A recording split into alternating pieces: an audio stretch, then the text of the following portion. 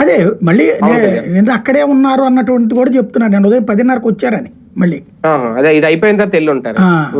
మొన్న కదా, మొన్న నా సాయంత్రం వెళ్ళారు, మళ్ళీ నేను వచ్చేసారు వెనక్కి.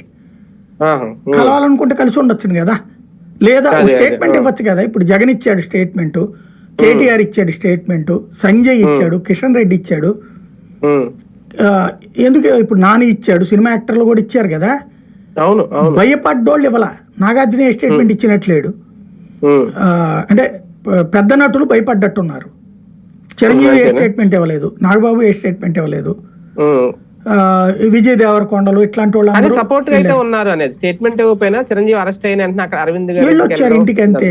తర్వాత వచ్చినప్పుడు కానీ అదంతా అక్కడే కూర్చుని కథ నడిపించలేదు కదా, బేసిక్గా పరామర్శించి వచ్చారు.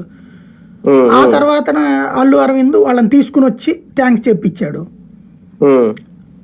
అక్కడితో క్లోజ్ అయితే ఇప్పుడైనా సరే మెగా అభిమానులు మన బన్నీని ఎందుకు ట్రోల్ చేయొద్దు ఎవరు అని ఒక్క మొక్క నాగబాబు చెప్తే ఆగిపోతుంది.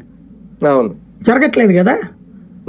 మేబీ వాళ్ళు ఎట్లాంటి కోరుకుంటున్నారంటే, మెగా అభిమానులు నన్ను క్షమించండి ఆ రోజున అన్న మాటల్ని, అట్లాగే పవన్ కళ్యాణ్ గారు నా దేవుడు, చిరంజీవి కుటుంబమే లేకపోతే నేను లేను, మా కుటుంబం లేదు, మా నాన్నగారు సంపాదించుకుంది వాళ్ళ కుటుంబం మీద చిరంజీవి గారి సినిమాల వల్లనే, నేను సంపాదించుకుంది పేరు కానీ నేను